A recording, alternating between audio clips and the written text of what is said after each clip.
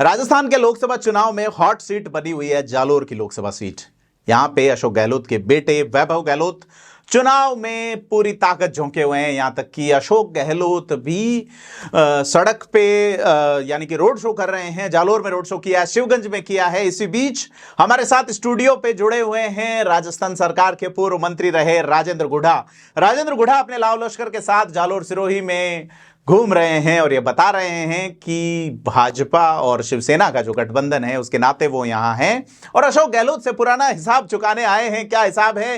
तो हमारे साथ इस वक्त जालोर सिरोही सीट पे राजेंद्र सिंह जी गुढ़ा हैं। राजेंद्र सिंह गुढ़ा अशोक गहलोत की सरकार में मंत्री रहे हैं 2 बार और महिला सशक्तिकरण और महिला के मुद्दे पे आपको अशोक गहलोत सरकार ने बर्खास्त किया था। आप जालोर सिरोही के दौरे पे हैं। गुढ़ा साहब बताएं, क्या स्थिति है जालोर सिरोही में? वैभव गहलोत चुनाव लड़ रहे हैं, आप हिसाब करने गए हैं, क्या है आपका रुख और क्या स्थिति है वहां? देखिए प्रदीप सिंह जी, जोधपुर की जनता ने वैभव गहलोत को बहुत बुरी तरह रिजेक्ट किया था और वो वैभव गहलोत को नहीं, अशोक गहलोत को रिजेक्ट किया था। और 15 साल का कार्यकाल रहा अशोक गहलोत जी का। 15 साल में उन्होंने क्या किया है? आज जिस तरीके से वो जोधपुर से आके और 4 लाख से हार के आए थे वहां से, और आप जो जालोर में क्या करना चाह रहे हैं? 15 साल मुख्यमंत्री रह लिए, 75 साल उम्र हो गई, अब उनका टाइम गहलोत जी का खत्म हो गया। अब उनकी पूरी कोशिश है कि एन केन प्रकारेण में मेरे बेटे को कहीं ना कहीं सेट कर दूं। और ये पुत्र मोह के अंदर भटकते फिर रहे हैं पूरे राजस्थान में। इनको सबसे पिछड़े हुए लोग, जो नए समझने वाले लोग, नहीं इनको नए जानने वाले लोग देख के अरे यहाँ जालोर आए हैं। तो जालोर का मतदाता बहुत जागरूक है और इसने मन बना लिया है कि ये गहलोत साहब ने जो नौजवानों के साथ जो किया था, आरपीएससी का बंटा ढार कर दिया था, पेपर आउट हुए, किस तरीके से आज भी एसओजी लगी हुई है, लोगों को पता नहीं कैसे लोग थानेदार बन गए, कैसे लोग पूरा सिस्टम ही कोलैप्स कर दिया था इन्होंने। और पूरे 36 कौम के नौजवान ने इनको 3 बार रिजेक्ट किया है, लेकिन कांग्रेस हर बार इनको राजस्थान की जनता पर थोप रही थी। 2003 में रिजेक्ट किया, 2013 में इनको रिजेक्ट किया, फिर 2023 में रिजेक्ट कर दिया, अब बेटे को जोधपुर से रिजेक्ट कर दिया, अब लेके जालोर आए। तो मैं एक तरफ कांग्रेस के जो युवराज हैं राहुल गांधी जी, वो न्याय यात्रा निकाल रहे हैं। देश की आजादी के बाद लगभग 55 साल तक, 55 और 60 साल तक लगभग उनका राज रहा। सामाजिक न्याय क्यों नहीं किया उन्होंने? ये जातीय जनगणना क्यों नहीं करवाई? 2011 में जातीय जनगणना हो गई थी, उसको डिस्क्लोज क्यों नहीं किया? इन्हीं की तो सरकार थी। मनमोहन सिंह जी किसके थे? और आज ये जालोर है, सिरोही है, यहां आज दलितों की क्या हालत है? दलित 70 साल से 75 साल से इनको वोट दे रहा है। आजादी से पहले जो हालत थी वो क्यों हालत आज है? इसके लिए जिम्मेदार को अशोक गहलोत नहीं है क्या? उसके लिए कांग्रेस जिम्मेदार नहीं है क्या? जो ये शेड्यूल कास्ट के लोगों की जो आज आजादी के 76 साल बाद में भी स्थिति ठीक नहीं हुई, इसके लिए जिम्मेदार कौन है? जी गुड्डा साहब, मैं ये जानना चाह रहा हूं, अशोक गहलोत की सरकार जब बाड़ाबंदी में थी जैसलमेर में, तो आपने एक बात कही थी अशोक गहलोत को, हमारे ध्यान में आया कि वैभव जी को यहाँ होना चाहिए था जब उनके पिता की सरकार संकट में थी। क्या बात हुई थी, मैं थोड़ा सा जानना चाहूंगा। मैंने मुख्यमंत्री जी को कहा था कि आज इस संकट के टाइम के अंदर आप 24 घंटे काम कर रहे हो, वैभव गहलोत को यहाँ होना चाहिए। तो उन्होंने कहा ये राजनीति के लिए वो बना ही नहीं है। बोले वो वैभव गहलोत राजनीति के लिए बना ही नहीं है। अब वो जी, पुत्र मोह है, आपने फिर जो क्या आ लाल डायरी जाता है साहब। डिस्क्लोज की थी धर्मेंद्र राठौड़, जिसके लेखक बताए जाते हैं हुकुम, तो उसमें गुड्डा साहब ये लिखा हुआ भी जी है कि जी जी सवाई जी। माधोपुर के रिजॉर्ट में थे और उन्होंने, धर्मेंद्र गहलोत जी भी लिखते हैं कि अशोक जी ये कहते हैं राजनीति करनी नहीं आती, कोविड के काल में वो जोधपुर की जनता के बीच नहीं नहीं आती। होते हैं, ऐसा धर्मेंद्र राठौड़ उसमें लिखते हैं। तो क्या पिता पुत्र में रिलेशनशिप ठीक जी है, जी या जी। क्योंकि आप बहुत नजदीक रहे हैं दोनों ही के? देखिए आपको बताऊं, न कोविड में रहे, न कोविड के बाद में रहे, न सरकार के संकट के टाइम में रहे। और वैभव गहलोत तो पता नहीं ये सीएम साहब क्यों जालोर के ऊपर लाके थोपने की कोशिश जी कर रहे हैं उनको, गहलोत साहब। मैं आपको बता दूं कि जब जी गहलोत साहब खुद का भी, गहलोत साहब ने जिस तरीके से अपनी सरकार की जी एजेंसियों का दुरुपयोग किया, किस तरीके से एसीडी का डीजी कह रहा है बीएल सोनी की बड़ी मछलियां जब भी फंसती थी तो हमें प्रेशर बना के हमें निकाल देते जी थे, इससे बिल्कुल। ज्यादा प्रूफ क्या चाहिए। किस तरीके से इन्होंने पूरे प्रदेश के अंदर नौजवानों के साथ किया, किस तरीके से इन्होंने मेरे साथ जी कि कैसे मुकदमे लगाए थे, और पुलिस का, एसओजी का, एसीडी का, किस तरीके से महिलाओं क्या वाले क्या नहीं मामले किया पे इन्होंने। आपका ये इनका तो बर्खास्तगी हुई थी आपकी, और अब धर्मेंद्र राठौड़ एक मीटिंग कर रहे हैं सिरोही में कि भाई महिला अस्मिता और महिला सम्मान की बात कर रहे हो राजपूतों वाले मामले पे, तो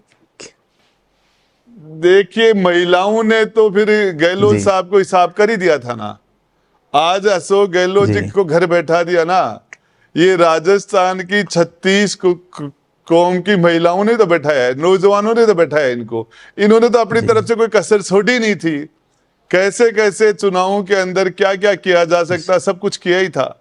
लेकिन राजस्थान की ये महिला बुढ़ा शक्ति साहब, है, उसी ने तो बैठाया है जी, इनको वैभव घर, गहलोत की नौजवानों योग्यता ने तो अशोक बैठाया। गहलोत के पुत्र होने के अलावा वो कांग्रेस के महासचिव भी हैं, एक आरसीए के चेयरमैन रहे, तो उसमें कोई हिसाब किताब वाला पन्ना आपने रखा था सदन के पटल पे, क्या कहानी थी कि आरसीए में कैसे वो बने?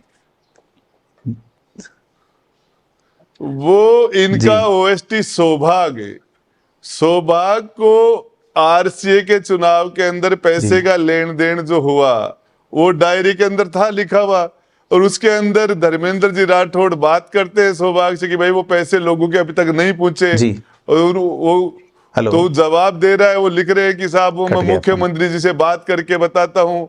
विधानसभा के स्पीकर सीपी जोशी जी का उसके अंदर पूरा लेना, आपको जानकारी है उसमें तो क्या था। तो क्या हेलो, रहा फिर हाँ सौभाग्य जी वाला मामला? हाँ। जी वो सौभाग्य जो मुख्यमंत्री अशोक गहलोत जी के जी उस टाइम में ओएसटी थे, उनके बारे में धर्मेंद्र राठौड़ लिखते हैं कि मैंने सौभाग्य से बात कर ली है, इनके पैसे मिल जाएंगे, हिसाब कराओ, लोग जी मेरे पास रोज आ रहे हैं। और सौभाग्य कह रहा है कि मैं मुख्यमंत्री से बात करता हूँ, इधर ये सीपी जोशी जी से बात हो रही है। जी जी वो तो बिल्कुल। सारा था तो ना क्या उसके अंदर। जालोर सिरोही का राजपूत जो है ये उसको तो ये कहा जा रहा है कि ईडब्ल्यूएस के प्रणेता रहे हैं धर्मेंद्र राठौड़, ईडब्ल्यूएस सरलीकरण के? आप मंत्री थे उस सरकार में जिसने ईडब्ल्यूएस का सरलीकरण किया, कौन? जी कोई खेर, इस जी सरकार को हमने बनाया था, हमने बनाया था। ये माइनॉरिटी की सरकार जी थी, हमने 6 एमएलए दिए थे। खेरात थोड़ी दिया अशोक जी गहलोत जी ने जी हमें, खेरात दिए क्या? हमने करवाया था, ये सरकार के पांव पर पांव रख के जी। कराया था ईडब्ल्यूएस का हमने। और उसके नहीं, अंदर इसमें धर्मेंद्र कोई राठौड़ जी एहसान ये थोड़ी कह है। रहे हैं प्रणेता हमने वो हैं, उनके लिए सरकार, जिस तरीके से एक वहां माहौल जना। जी अरे धर्मेंद्र जी राठौड़ तो साहब वो अब उनके बारे जी में मैं कुछ बोलना नहीं चाह रहा। 20 साल से उनकी एक ही मुराद है कि उनको कांग्रेस का टिकट जी। मिल जाए, 20 साल से। और उन्होंने जो कुछ कर सकते पर थे उन्होंने क्या वादा नहीं किया किया है उन्होंने बसपा के टिकट के प्रत्याशी लिए। को जालोर में ही कि आज हम और से आपको टिकट दे देंगे, धर्मेंद्र जी नहीं किया बताते हैं। देखिए मैं बताऊं आपको, किसको टिकट दे देंगे, लेकिन धर्मेंद्र जी को तो 20 जी साल से जी खुद को टिकट नहीं मिल रहा। 2003 में टिकट मांग रहे थे, जी 2008 में मांग रहे थे, 2013 में टिकट मांग रहे थे, जी 2018 में मांगा मांगा 2023 में मांगा, जी जी 25 साल से बिल्कुल। टिकट मांग रहे हैं। और जब राठौड़ साहब को खुद को टिकट नहीं मिला तो अब कैसे दिला देंगे? तो जो जो जिन्होंने आश्वासन जी लिया उनको सोचना चाहिए। भाई धर्मेंद्र जी जी राठौड़ बिल्कुल। टिकट नहीं मांग रहे क्या? पूरी ताकत के साथ मांग रहे, पूरी जान लगा रखी है जी पिछले एक बार 25 निर्दलीय भी साल लड़े में। थे। और निर्दलीय भी लड़े थे, लेकिन 25 साल से टिकट के लिए पूरी जद्दोजहद कर रहे हैं और उनको 25 साल में टिकट नहीं मिला। अब वो एमपी की, एमएलए की टिकट बांटते हैं, जी, राज्यसभा वो की ये भी कह रहे दिलाते हैं तो वो जालोर तो सर्वे के जाने। राजपूतों का कि आपका अब कोई भी काम होगा तो मुझसे मिलिए। पुराने नेता जो रहे हैं वो ये बता रहे हैं कि ये खींवसर के राजपूतों से भी जी। एक कमिटमेंट करके गए थे वो। जब खींवसर में बाई इलेक्शन हुआ था तो वहां भी राजपूतों से जी। ये वादा करके गए थे, और उसके बाद भी सुजानगढ़ में भी जी, राजपूतों से मनोज उन्होंने ये मेघवाल के वादा दौरान किया जी। था। उससे हाँ, वो मास्टर भंवरलाल मेघवाल की डेथ हो गई, जी उनके जी बाद वहां बाई इलेक्शन हुआ था। और फिर गजेंद्र सिंह सख्तावत के वहां बाई इलेक्शन हुआ था, वहां भी उन्होंने, तो वहां जाके पूछ लो कौन सा जी। दोबारा घोड़ा साहब, किसी को एक मिले सवाल थे मैं क्या? पूछना चाहूंगा। अशोक गहलोत ने उदयपुर वाटी को गोद लेने का कहा था, तो उदयपुर वाटी अभी भी गोद में है कि नीचे उतर गई या? अब वो उदयपुर वाटी को गोद लिया था, उस गोद में से आके वो जी जी फर्ज जी निभाने के बिल्कुल। लिए आया हूं यहाँ।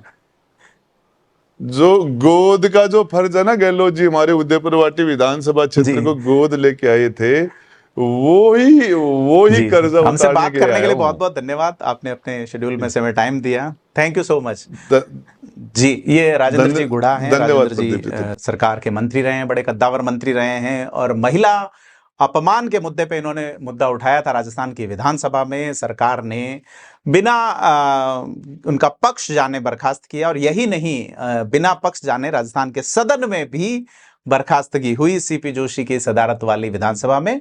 तो अपन बात कर रहे हैं जालोर सिरोही की सीट पे कि अब क्या रहेगा। धर्मेंद्र राठौड़, राजेंद्र गुढ़ा वहां आमने सामने हैं सीधे तौर पे। कभी एक नाव के सवार रहे राजेंद्र गुढ़ा और धर्मेंद्र राठौड़, अब आमने सामने प्रचार कर रहे हैं। देखना है क्या परिणाम रहेगा।